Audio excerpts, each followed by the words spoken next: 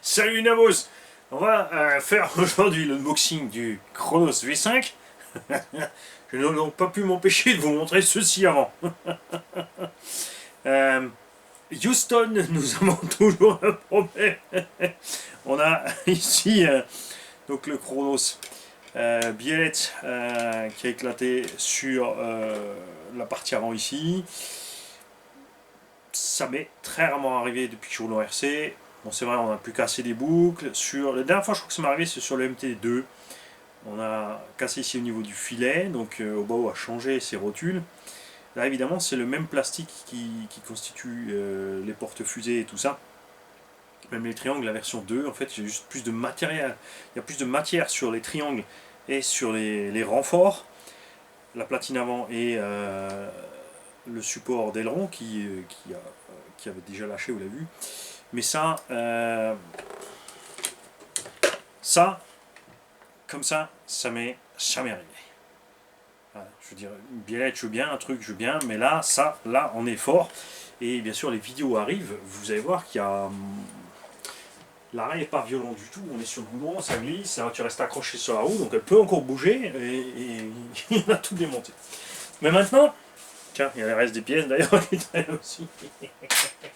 Bon, on a quand même fait 3 packs. On a fait 3 packs sur la piste avec le petit Chronos. C'est la première fois qu'il enchaîne autant les packs. Mais là, quand ça nous est arrivé, on n'y croyait pas. Et là, c'est l'heure. Évidemment, avec Race et modélisme, nous avons ici le Arrma Kraton V5. Et on va l'ouvrir par le dessous. Là, le scotch est déjà faible. Hop. Tout neuf, tout beau. Les V5 qui usaient encore en plus. Alors, en définitive, il n'y a pas vraiment grand chose. On te met beaucoup de choses sur la boîte pour te faire croire qu'il y a beaucoup de choses, mais c'est pas vraiment le cas. On a la nouvelle radio Spectrum, mais pas la version que tu reçois avec le 8S ou avec les versions les véhicules Horizon Hobby habituels, Losi, etc. C'est la version dégradée qui est avec le petit Arrma Granite par exemple. Celle-là, je m'y attendais pas, par contre, tu vois. Bon, évidemment, le récepteur qui va avec, c'est bien. On a un nouveau cerveau Spectrum, ici plus balèze que l'ancien. On va voir si... donc il n'y a plus les pignons en laiton. On espère que c'est vraiment plus solide. Si tout va bien, c'est un JX 20 kg. Donc là, tu seras tranquille parce que avec les JX 20 kg, j'ai vraiment eu aucun souci. Ça allait bien. On a un nouveau châssis, enfin, oui, qui a reçu des renforts par pliage, ce qui est une bonne chose. Et les gens qui ont déjà conduit ce véhicule m'ont tous dit la même chose. Ceux qui avaient déjà les anciennes versions qui ont pris la nouvelle, le véhicule est beaucoup plus agréable à conduire du fait de la rigidité augmentée du châssis et évidemment des triangles de suspension qui sont ceux du EXB. Alors est-ce que c'est un plus ou un moins, les triangles du EXB dessus? Je ne sais pas trop. C'est un peu plus lourd, j'ai pas eu spécialement de problème moi avec le Kraton que j'ai plus roulé, c'était un V1 et j'ai cassé un bras sur un trottoir en plein hiver. Ça s'arrête là. Tout le reste, j'ai pas eu de soucis. On a la nouvelle électronique Spectrum dessus. Les pneus sont les mêmes, ce sont des Boots Copperhead. Ils sont pas trop mal. On les aimerait peut-être un peu plus souples, un peu plus grip, okay, un peu plus de grip. Côté, c'est pas forcément mal d'avoir un peu moins de grip pour pas trop forcer sur la transmission. Attends, t'as la tête à l'envers, mon kiki. La direction, c'est la même que dans les V4 et le Mojave, donc attention quand vous les démontez, c'est blindé de Loctite, faut faire gaffe. Système de fixation moteur, c'est le même. Là maintenant, sur les nouveaux moteurs Spectrum, ils ont tous le pignon qui est sécurisé par un circlips au bout, ce qui fait que même s'il se dessert, il ne va pas foutre le camp. Et de plus, le pignon est taillé avec le méplat, ce qui fait qu'il ne peut pas tourner autour de l'axe. Ça, perso, je ne suis pas spécialement pour. Je préfère quand le pignon sur un gros choc peut tourner. On a, avec le moteur Spectrum aussi, le Vario Spectrum, qui, si tu as envie d'avoir toute la télémétrie avec, il faut acheter les batteries Spectrum qui te permettront d'accéder à tout ça. On a livré une vraie clé pour les roues, une petite clé en croix pour les autres écrous, quelques clés Allen. Toujours livré avec chez Arma. Est-ce que quelqu'un se sert de ça? Les pistons. C'est vrai que ça évite de changer l'huile parce que tu peux le faire sans changer l'huile. Tu ouvres ton capuchon, tu sors un tige, tu sors le piston. Tu déboulonnes ton piston, tu changes le piston, tu remets tout dedans, sans changer d'huile, sans rien. C'est pas plus mal aussi, mais c'est vrai que la plupart d'entre nous changent d'huile. En définitive, la radio, donc, very pas cher. Elle fait un peu pitié avec le véhicule, c'est dommage, on s'attendait à avoir l'autre DX3 avec tous les petits réglages. On a le réglage de la direction, le trim des gaz et de la direction, le petit interrupteur pour une voie auxiliaire. On a par contre plus de bride. Si, elle est là, stop, elle est planquée là. On a la bride de puissance planquée là derrière, ce qui est pas plus mal. Et bonne nouvelle, on l'avait testé sur les autres véhicules qui avaient cette radio, c'est que quand tu brides la puissance, ton frein reste bon. Tu ne perds pas le freinage. Bouton off ici, donc tu vois, pour l'allumer, ça peut pas se faire par inadvertance, donc c'est pas trop mal. Sensation, tu vois, on est peut-être un peu court, un peu juste là, perso. On a une bonne course sur l'accélération pour le contrôle de l'accélération, mais une course très courte sur le contrôle de freinage marche arrière. C'est un peu space. C'est un peu space. Je suis pas... Mais bon, elle fait le boulot. Ça va. C'est pas le plus important sur le véhicule.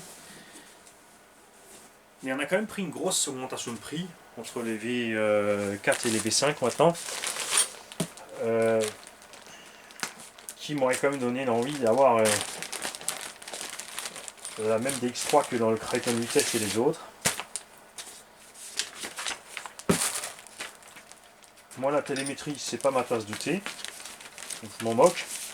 Et je suis forcément pas content de la payer pour rien. Je suis content qu'ils n'ont pas mis de l'AVC, mais bon. Notice. Maintenant, pour les mises à jour, Kraton, Typhon, Notorus, Mojave, vous notez qu'il n'y a rien de prévu pour le Talion. Alors, je ne sais pas s'ils vont arrêter le Talion parce qu'ils en vendent pas beaucoup, s'ils ont trop de stock V4 et qu'ils vont débarrasser le V4. Perso, une fois après avoir roulé le Talion, je dois dire que je préférais la conduite du Talion au Kraton. Pourquoi la notice est jointe? Parce qu'il y a les nouveaux bras dedans, qui sont d'office sur le Mojave depuis le début. Dessin assez grossier, comment utiliser la machine. Le tableau de programmation du Vario, sympathique parce que on peut changer le voltage et il est par défaut déjà sur 7.4. Le freinage toujours à 37.5. Ça, c'est étrange. On va peut-être se prendre le temps de brancher une batterie là-dedans et voir ce qui se passe. Marche arrière à 25. Ça aussi, moi je suis toujours à 50. Je comprends parce que vu que la course est courte, ça sera moins brutal pour les débutants pour pas partir trop fort en arrière. Le punch réglé sur 4, c'est pas mal aussi.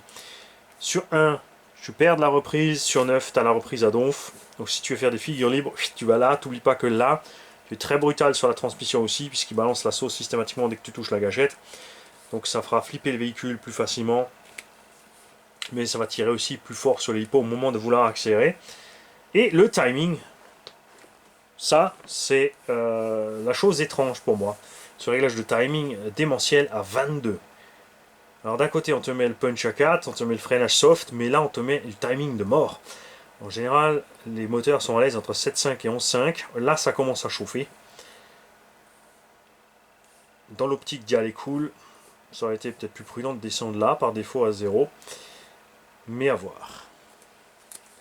Après peut-être qu'ils voulaient que ce soit brutal par rapport à la concurrence sur le marché, pour pouvoir frimer sur la boîte ou sortir de la boîte. Après ils font ce qu'ils veulent, c'est à eux. Pour moi toujours la seule chose qui reste à faire évoluer chez Arma, c'est l'intérieur des diffs. Les matériaux intérieurs aux diffs et l'usure intérieure des diffs qui reste pour moi toujours un peu trop grande. On a les puits d'entrée de noix qui sont relativement petits en diamètre. On a vite fait de l'usure ici aussi. En 4S, pas de souci. En 6S, tu recoules, pas de souci pour ceux qui vont plus fort, évidemment. Là, il n'y a pas de mystère. Il faut changer régulièrement tes huiles de diff. Et de temps en temps tes diffs, parce que les puits sont usés, et l'huile sort entre le diff et le puits. Évidemment, si tu fais toujours mouliner, que ça monte fort en température, l'insert peut se désolidariser ici entre le plastique et la noix. Mais ça, c'est vraiment quand tu as fait chauffer fort. C'est plus le cas sur les engins courts comme le Notorious et autres. Tiens, d'ailleurs, aussi, regarde, il n'y a plus que le Notorious. Je viens de tilter. Créton Typhon Notorious Mouillave, plus de Outcast. Alors, est-ce qu'en V5, ils font que le Notorious ou est-ce qu'ils font le Outcast V5 aussi? Là, les Pro Arma, c'est à vous de jouer. Parce que moi, j'en sais rien du tout. Vous savez, je traîne pas des heures et des heures et des heures sur le net. Hop, on va peut-être ça de côté pour plus tard. Et maintenant, la bestiole. Alors la bestiole, elle n'a pas changé de look. Ça, c'est un peu dommage. J'aurais bien aimé voir un petit peu de renouveau esthétique sur la gamme. Je crois qu'il est temps pour Arma de faire une nouvelle carreau pour ce Créton.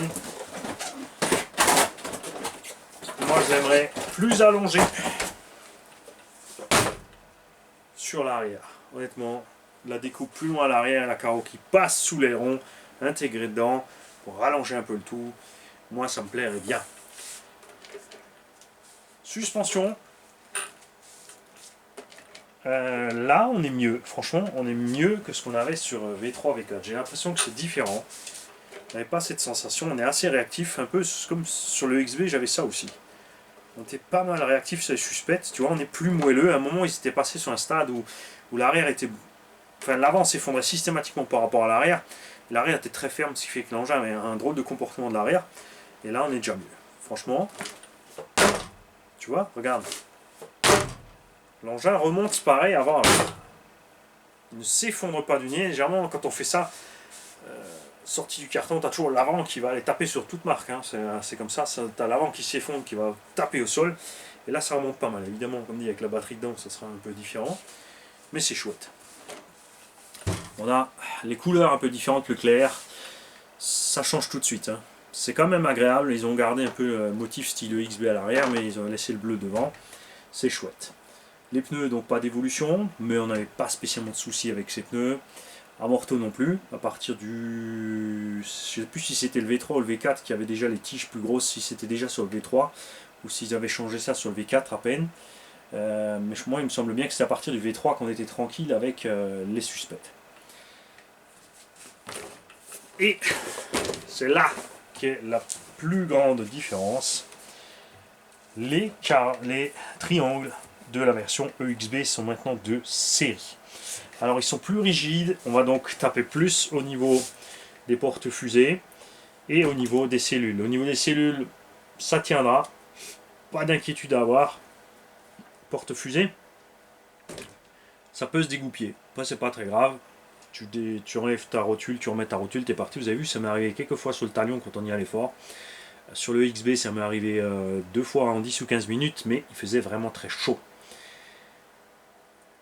Le petit pare-choc qui n'a pas la jonction qu'il y a sur la Outcast, la petite barre en plus ici pour garder plus d'angle d'attaque, je pense. Perso, j'aurais bien les mains dessus aussi. Pas de pare-choc skid, c'est dommage, hein, ils l'ont fait sur le Mojave et d'autres modèles, et là on l'a toujours pas. On aurait aimé avoir ça aussi.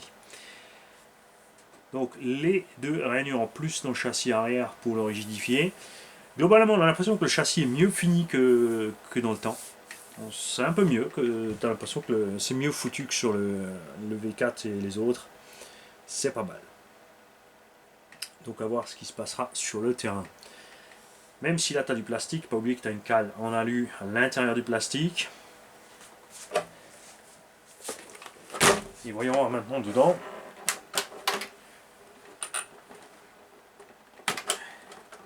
La chose qui nous coûte le plus cher, l'évolution du combo. Parce que ça, c'était l'avantage Coralie sur Arma. L'électronique embarquée était de meilleure qualité dès le départ. Et maintenant, ils ont le Spectrum Firma, donc un Max 6, Max 5, Max 8 Obi-Wing 150 ampères 6S, ça peut en rebadger autrement avec d'autres réglages. Les pattes de fixation plus, le bouton on-off aussi a les pattes de fixation. Méfiez-vous pour ça, mettez une grille de protection. Le ventilo est très exposé et se bloque très vite, et quand il bloque, ça pose un souci aussi. Moteur, donc 40, 74 Spectrum, entre 40 et 42, la seule différence ce sont les ailettes ou non, là il n'y a pas d'ailettes, ça laisse une bonne place. Tu pourras donc largement mettre... Enfin pour les ventilos c'est toujours un peu serré sur ces modèles à cause de cet arceau ici et de ce clips, mais depuis le temps que ça existe maintenant, il y a plein de constructeurs qui font ce qu'il faut. On a toujours ici ce petit passe-câble, tu vois, qui sert un peu, mais pas vraiment, parce que les câbles, systématiquement, ils foutent le camp. Donc là aussi, petite astuce simple, soit tu prends ton cutter, tu fais 4 petites entailles sur la tourelle en haut, tu passes un riselant ou colson au tie wrap, appelle-le comme tu veux autour pour le serrer ici, pour pas que les câbles sortent.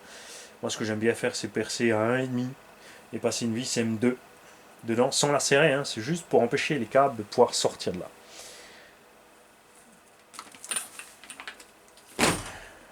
Boîtier de diff, toujours en plastique. Ce qui arrive à beaucoup, ce sont les saletés qui sont projetées par les roues avant, même si on a ici une bavette de protection et la carreau, qui tombe là-dedans, qui tape entre le pignon et la couronne, qui se prennent là-dedans, qui bouffent ça. Donc ça c'est des choses, il faut toujours faire gaffe. Solution simple, c'est les housses, ou une languette en lexant par-dessus pour empêcher ces projections-là. Et comme dit, de toute façon ici tu dois protéger aussi. Là aussi, je pense qu'ils auraient dû laisser les protections Outcast. Le Outcast a des protections très hautes sur le côté. Ils auraient dû les uniformiser et les mettre là-dessus aussi. Le pignon donc, a changé. Maintenant que c'est Electronic Spectrum. Il est différent justement par son empreinte sur le moteur et aussi en lui-même, il est beaucoup plus large. Et on a l'impression aussi, point de vue son, comme ça, là, on est un peu plus à l'aise. 2050 kV, ils y tiennent alors 50 kV sur l'inscription. Ceci n'est pas nouveau, c'est juste un plastique qui couvre les noix.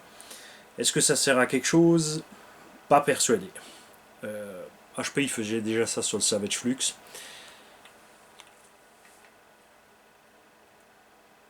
La top plate ici en alu, estampillé déjà EXB compatible.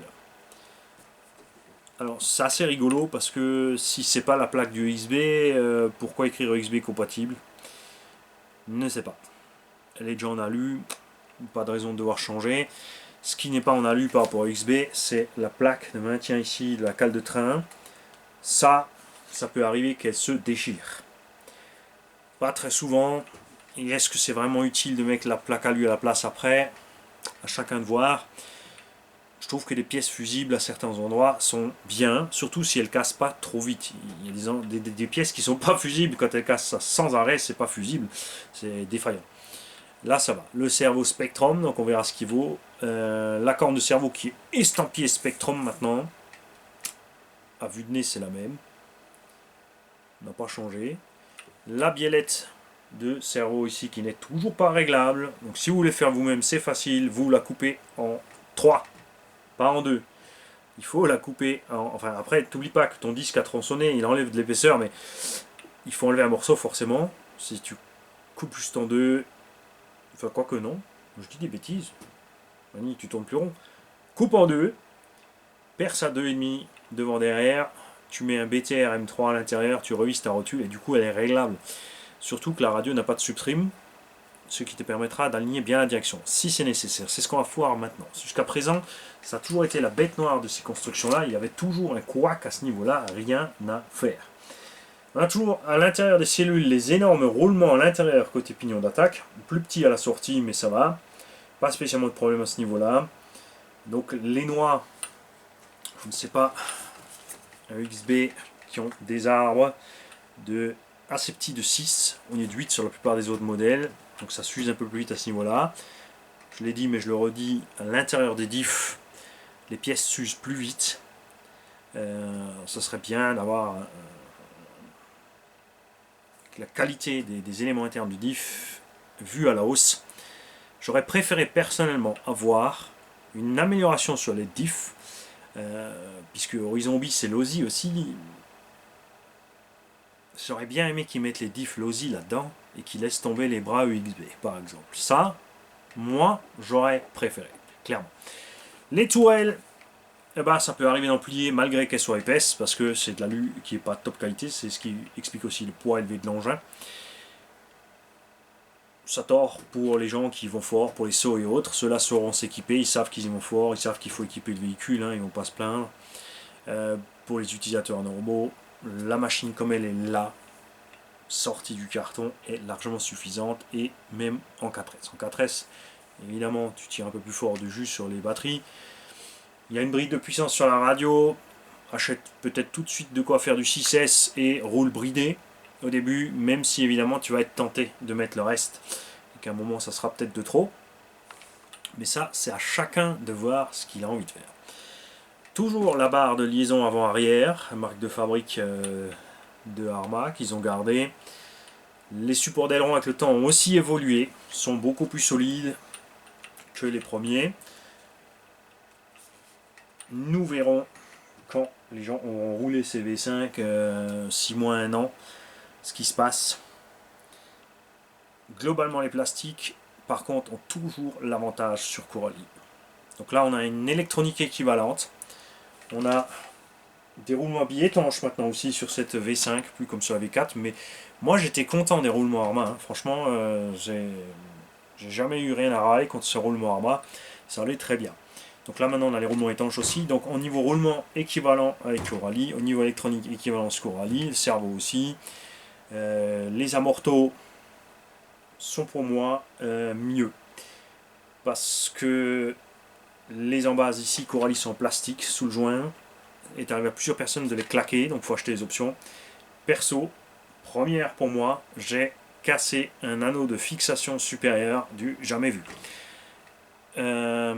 C'est à l'arrière, hein, donc on ne peut pas dire que ça a à voir avec le crash dans le poteau, c'est clair.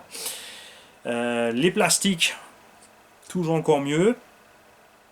Donc à l'heure actuelle, si tu te poses la question Coralie ou Arrma, mon avis, et ça n'engage que moi, tu fais ce que tu veux après, hein, faut pas dire ah, il a dit il faut faire ça ou nanana, et ben celui-là. Il est plus cher, mais là définitivement avec ce qui est arrivé ces derniers temps, même avec les plastiques V2, je sais pas, je suis pas spécialement content, donc je prendrais plutôt celui-là. Maintenant, si on me laisse le choix, prends si tu veux un Coralie ou si tu veux un Arrma, je te prendrai celui-là. Il est devenu plus cher, c'est certain. Est-ce que c'est trop? On verra à l'utilisation. Et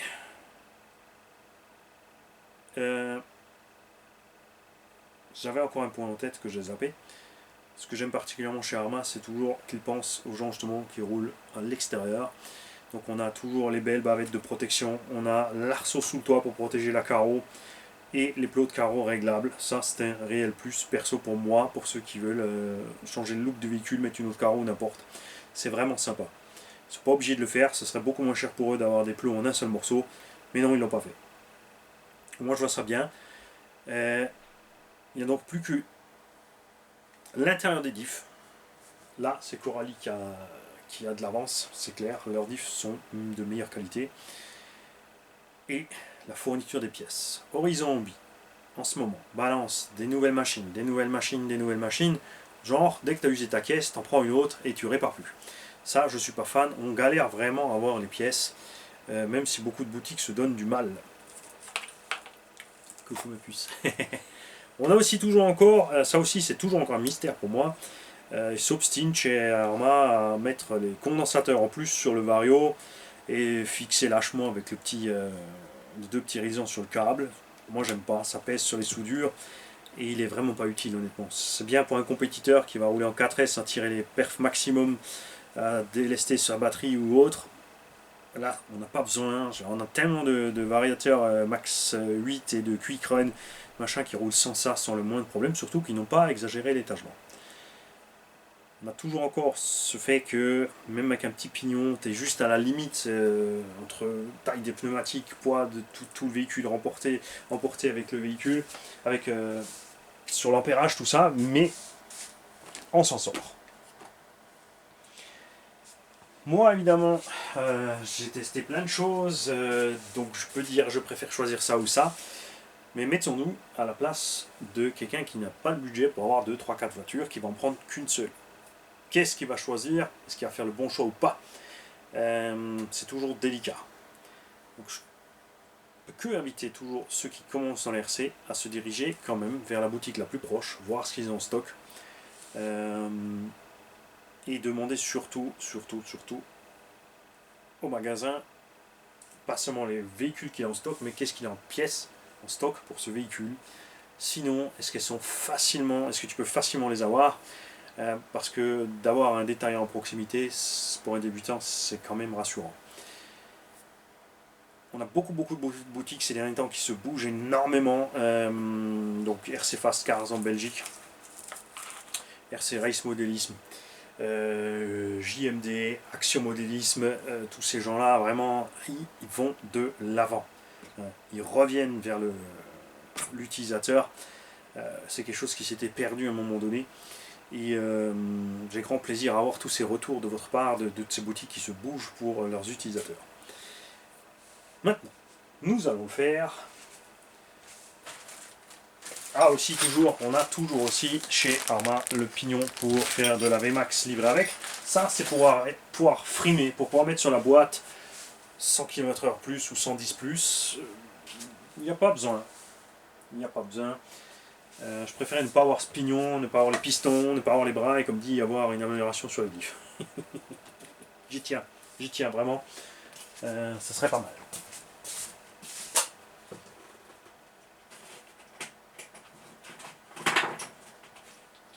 C'est pour ça que je persiste à rouler au Bao Team Magic, parce que l'entretien de la transmission principale, rien à faire. On est content. C'est vrai, là, en ce moment je suis beaucoup barré 1.5. Là on a vraiment moins à faire. Quasiment rien. Tu te fais l'année ou même 2 ans d'affilée sans rien toucher. Très bien, on a mis des batteries dans la radio. Elle s'allume, tout va bien. Livré aussi toujours avec un shunt.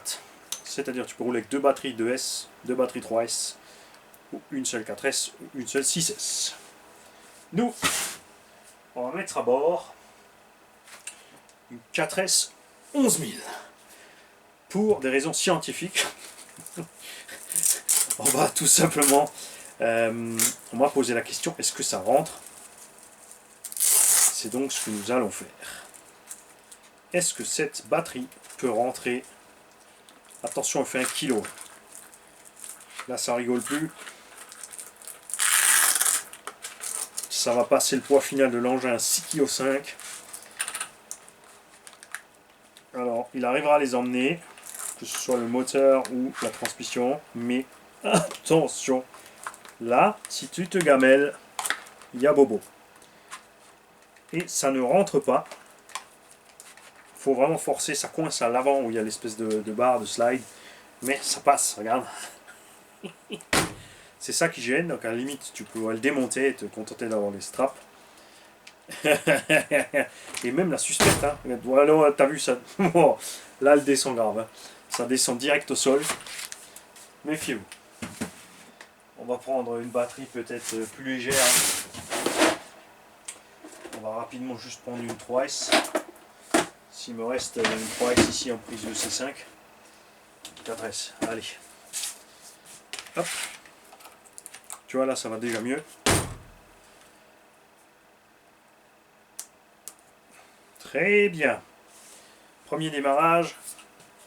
On allume la radio. Après s'être assuré que le trim des gaz soit 0, donc le TH. Si t'es pas sûr, tu la tiens à l'arrière, là il t'arrivera rien. Tu démarres. C'est bon. On a bien les 4 bips et le bip de validation. Ça c'est nettement plus agréable que sur les anciens Mario qui faisaient rien. Parce que là tu savais pas s'il avait compté, si t'étais bon, si t'étais pas bon. Ah c'est pas. On a aussi... Ah attention, alors ça me plaît pas par contre, hein. Je viens de découvrir un truc. Alors ce qu'on va faire, on va verrouiller la batterie rapidement. Il se passe rien là.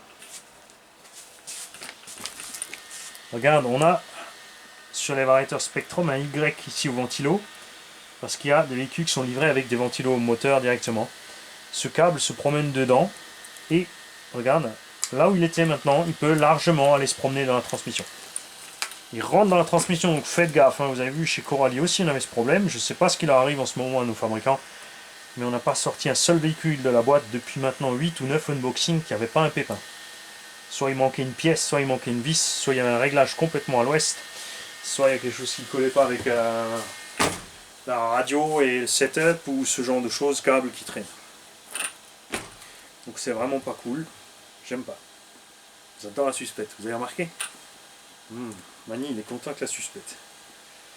Dire qu'ils font pas le talion. J'attendais avec impatience un talion V5. Vous allez me dire, ouais, tu peux faire le talion, t'as qu'à prendre un Kraton et les autres roues. Mais non! Parce que les portes fusées sont pas les mêmes. Quoique, là, il faut qu'on vérifie une chose, les amis. La différence entre le Kraton, le Notorious, le Outcast et le Talion, donc ces quatre modèles-là, avait une différence avec le Talion et le Typhon, c'est les portes fusées, et c'est toujours le cas. Mais là aussi, on a l'impression qu'il y a quelque chose qui a changé sur les plastocs. Hein. À voir. Ils ont aussi toujours, ouais, c'est toujours les portes fusées là. Donc pensez-y, cette pièce ici est différente sur, je dis toujours Chronos, sur ce Kraton V5 et sur les Notorious. Cette pièce est plus longue, le porte-fusil ici est plus large, les roulements sont plus espacés, et on a aussi des hexagones d'entraînement différents. Tu peux pas mettre un hexa normal, tu vas te retrouver avec un jeu à l'arrière, il faut rajouter une cale si tu mets un hexa normal. Là-dessus c'est sympa parce que ça laisse un espace entre la jante et le porte-fusée. Sur certains véhicules on est un peu juste niveau jante et porte-fusée. Alors j'ai pas d'autres jantes ici, mais l'intérieur de cette jante me paraît différent. J'ai l'impression qu'on a beaucoup plus de viande ici. Ou alors c'est vraiment par rapport au dernier V3 que j'avais unbox. Je ne sais pas. Les roues aussi, vous avez constaté. Et ça, tous les Pro Arma pourront vous le confirmer. Sur les anciennes versions, tu voulais démonter une roue sortie du carton, c'était la croix et la bannière, ça n'allait pas du tout. La roue était bloquée dessus. Et là, regarde-moi ça, ça marche nickel. Les écrous ont des cannelures à l'arrière. N'oubliez pas, si vous voulez sortir un hexagone, qui a un BTR là-dedans, qui est monté à la Loctite.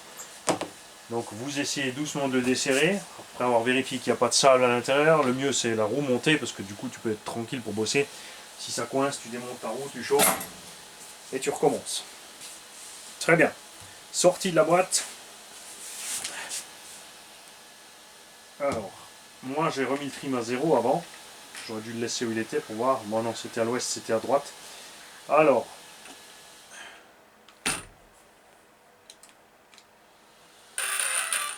j'ai éteint par inadvertance. Donc le trim légèrement à droite, mais ça va. Donc plus rien à voir avec avant. Avant on était carrément 25% à gauche ou à droite pour aller tout droit. Là ça va. On a toujours pas mal d'ouverture, hein, mais ça, ils ont toujours eu ça sur les... Ils aiment bien chez Arma. Une grosse ouverture et encore ils l'ont vraiment diminué. On est pas mal du tout. Cerveau. Ah, rien à voir. Regarde-moi ce petit monstre. Hein?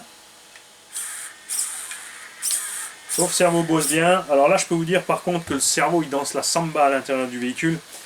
Le support de cerveau en plastique Arma est hyper souple. Tu as tout le cerveau qui se balade. Regarde, même à vide. Et d'ailleurs, tu vois, regarde. Si tu mets le dual rate à fond, méfie-toi. Hein. Donc pensez à bien faire ça. Le plus simple, c'est de braquer à fond d'un côté. Et ensuite, vous revenez sur votre dual rate. Voilà. Là, tu vois, on est toujours en butée, mais on force plus. Mais de ce côté, toujours, tu vois. Ça, c'est un peu dommage. Tu vois. Là, on est en butée, et le cerveau, lui, il force encore. Alors, on pourrait le diminuer encore un peu, mais on va perdre. Si on le diminue encore un peu, le souci, c'est que ça va tourner beaucoup moins bien d'un côté que de l'autre. Ça va. Non, c'est bon. On tape toujours. On est juste bien. On est juste bien. Ok. Ça peut aller. Donc pensez-y impérativement. Ça, c'est un truc que les débutants, ils se font tous avoir. C'est que le dual rate, si tu vas le mettre à fond, tu vas forcer ton cerveau et tu vas fumer ton cerveau. Et regarde où on est. On est à 50% avec le dual rate. Donc méfiez-vous, pensez-y quand vous recevez des véhicules comme ça, checkez ça. C'est dommage de bousiller un cerveau pour rien. Parce que là, il va crever, c'est sûr. Il va forcer à fond à gauche, à droite, à gauche, à droite. Et à un moment, il va crever. Surtout qu'il va user plus vite aussi le sauve-cerveau. Il va se décranter sans arrêt. Donc ça va lui faire du mal.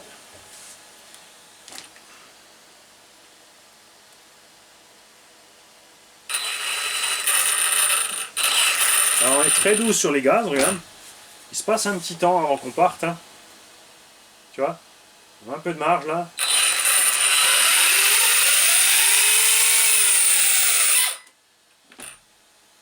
Donc là, on était à 50%. Vous avez vu, le freinage était pas mal. Je passe à 75%.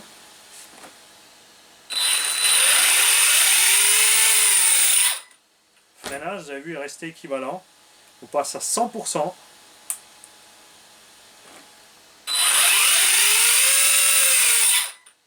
Et là, ça freine un peu plus. Mais le freinage est doux. Malgré la course de la gâchette très courte, on a un freinage agréable.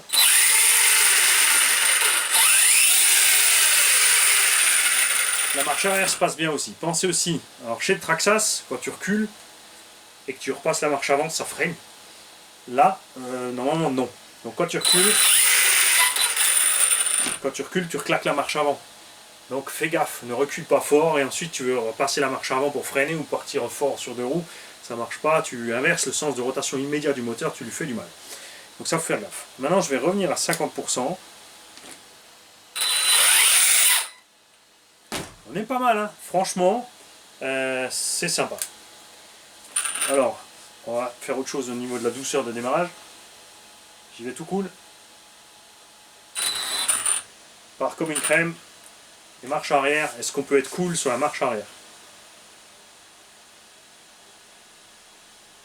Oui, il reste en mode frein.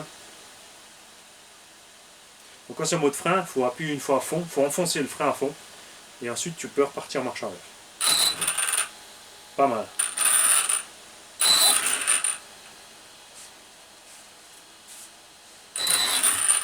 Franchement, sympa.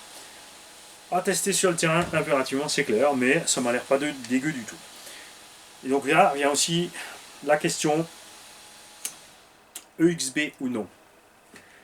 Honnêtement, est-ce qu'on a besoin de EXB maintenant qu'il y a le V5? Il y a les diffs autobloquants pour ceux qui roulent toujours sur des trucs glissants ou autres. On a les mêmes bras. On a une top plate en alu. On n'a juste pas la plaque de renfort alu. On n'a pas les barres de renfort châssis en alu, mais le châssis est plus solide. On a toujours la barre supérieure. On a les tourelles qui encaissent aussi. Donc là en RTR, t'es à 580. Le XB est, je crois, quoi, 450-480 euros. On est à 630 euros. Full équipe et RTR. Donc c'est la question. Est-ce qu'il vaut mieux prendre un XB? Si tu as déjà toute l'électronique, oui. Si tu veux tout acheter frais, est-ce que ça vaut vraiment le coup de prendre le XB ou est-ce que c'est pas plus simple de prendre un comme ça tout simplement et de vraiment seulement si tu plies une tourelle ou l'autre, prendre l'upgrade. Surtout qu'il n'y a pas que les pièces XB qui sont relativement chères quand même. Hein. Il y a des gens qui font des tourelles carbone, il y a de la tourelle alu 70-75 chez d'autres fournisseurs qui sont très bien aussi. Les barres de renfort, vous savez, je suis pas spécialement fan de GPM, c'est relativement mou comme alu, mais les barres de renfort suffisent. C'est une pièce relativement basique, il n'y a pas besoin de trop faire tarabiscoter. Si tu pètes la cale de train avant supérieure, ouais, peut-être prendre celle-là. C'est dur à dire, c'est dur à dire. Tu as un grand choix maintenant, tu es coincé entre qu'est-ce qu'on va faire. Est-ce que je prends le V5, je prends le XB? C'est chaud. Est-ce que je prends le Chronos, hein, parce que si t'aimes et t'as envie, ben, t'en prends un. Je suis pas là pour t'empêcher d'acheter des choses. Il y a vraiment seulement une marque qui est persuadée que je suis là pour empêcher les gens de les acheter. Non, les mecs, si vous avez envie de vous acheter une Funtech, faites-vous plaisir, achetez-vous une Funtech. Après, il faudra juste pas venir dire ouais merde, je suis déçu, j'aurais dû t'écouter. Même si la plupart diront ouais, t'as exagéré, franchement, je suis super content avec. C'est clair. C'est comme ça, c'est un simple avis que je donne. Ouais. Un énième Creighton, une énième version. Est-ce que c'est bien ou pas? Il n'y a pas 36 fabricants qui font ça. Hein. Il y a Arma qui s'est lancé là-dedans de faire du V1, V2, V3, V4, V5. Au début, il y avait un espacement. Ces derniers temps, ça s'est surenchaîné. Parce que c'est pour pousser les gens, comme dit, comme pour avec les téléphones, pour avoir toujours la dernière version. Tu as les marques à côté comme Traxxas, ils s'en fichent. Ils te font 15 ans le même truc. Ils font quelques petites évolutions au passage, sans le dire. Augmentation de la taille des cardans, des axes, une petite coupelle par-ci pour enlever un jeu, petit renfort sur les carreaux. Ils évoluent doucement, comme ça, tranquillement, en laissant les mêmes références, comme ça, au fur et à mesure, elles sont esquivées des stocks. C'est pas toujours cool non plus, parce que tu peux te retrouver avec une vieille version alors que tu avais prévu d'avoir la récente. C'est assez délicat à voir. Et est-ce que c'est parce que Arma a fait toutes ces updates qu'ils ont volontairement laissé un peu les pièces de rechange de côté pour pouvoir justement écrémer tout ça, et ensuite maintenant qu'ils se sont décidés à mettre les bras USB partout, est-ce qu'ils vont rester sur ça partout? On ne sait pas, on ne le saura jamais, c'est pas à nous de... Je pense pas qu'ils vont nous le communiquer, à mon avis ils s'en fichent, parce que maintenant c'est Horizon Hobby, eux c'est comme Traxxas, hein, et les géants, les grandes marques qui... T'as beau parler, hein, il se passe rien, ça rentre là, ça sort là, et encore si ça rentre. Donc c'est un peu dommage. Ça c'est ce qu'on préfère chez Coralie, même si au début ils ont fait les fortes têtes, ils ont fait les fiers à bras, et dire non, nos alus sont bons, nos plastiques sont bons, notre rapport de transmission est bon, nos roulements sont bons, nos noix sont bonnes, il n'y a rien à faire, et qui finalement on a une V2. Et qui maintenant, forcément c'est une marque qui est vraiment en avant pour la communication, mais bon. On verra où ça va tout ça. L'ennui avec toutes ces évolutions de version, c'est qu'on s'y perd. Les prix grimpent. Enfin, c'est surtout à cause de Horizon maintenant que les prix grimpent sans cesse.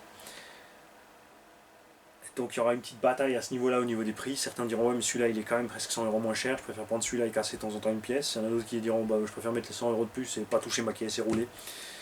Enfin, chacun fait ce qu'il a envie. De toute façon, les fabricants peuvent faire ce qu'ils veulent, il y aura toujours quelqu'un quelque part qui n'est pas content. La grosse différence, c'est que quand ils font un truc où il y a beaucoup de gens qui ont des problèmes avec et qui ne sont pas contents, c'est là que c'est important de donner vos retours, les mecs, parce qu'il n'y a que là où le public va voir qu'effectivement il y a un pépin avec cette machine. Il n'y a que là où le constructeur va se dire oh là, il faut qu'on se bouge, les gens ne sont pas contents, et voilà. Après, comme c'est à chacun d'entre nous de choisir aussi le modèle qui lui plaît, c'est aussi à chaque constructeur de se décider est-ce que je vais faire plaisir à tous ces gens-là ou est-ce que je les ignore et je les laisse causer. C'est comme ça. Nous, on peut que essayer d'y faire bouger les choses. C'est pour ça que je vous invite toujours, systématiquement, quand vous avez un pépin sur un véhicule, d'écrire au constructeur. Ne vous désespérez pas, faites-lui un petit rapport, dites-lui voilà, je roule en 4S, tranquille, il m'est arrivé ça 2 fois, 3 fois, 4 fois. J'ai aussi ce véhicule-là avec lequel ça ne m'arrive pas. Parce que du coup aussi, ils ont plus envie de vous écouter. Si vous arrivez et dire ouais, oh, j'en ai marre, ça fait 3 fois que je perds l'aileron arrière, le mec il dit ouais, et alors, on sait pas comment tu roules, qu'est-ce que tu fais? Tu as fait des backflips, des frontflips, tu roules en 6S, tu as mis 8S, on sait pas. Hein, donc, soyez précis quand vous faites des mails, expliquez-leur tout ça. C'est le seul moyen qu'on ait pour que les choses avancent. Je suis très content qu'on ait toujours la bride, qu'on ait le frein qui fonctionne. Radio basique, bah tu vois, voilà. Ça suffit. Il y a tout ce qu'il faut. Il n'y a pas besoin de plus. Personne ne s'est plaint des portées et des réactions de la radio. Ça c'est cool. Donc, j'espère qu'à la V6, on aura quelque chose dans les livres. Et après, par contre, là, on sera vraiment au point. Et après, il ne restera plus qu'une chose à faire à Arma, c'est, vous l'avez vu déjà, ils ont augmenté la qualité de leurs clous. Donc, on les aciers, des ressorts et des biellettes qui peuvent rouiller rapidement, sauf s'ils ont aussi augmenté un petit peu la qualité. C'est pas encore la version les mêmes que sur la version XP, mais c'est déjà mieux. Et l'autre chose après à faire, qui restera pour eux, c'est de passer sur de l'alu de meilleure qualité pour ce qui est tourelle et châssis en eux-mêmes. Et là, ils seront tout en haut. Salut les mecs!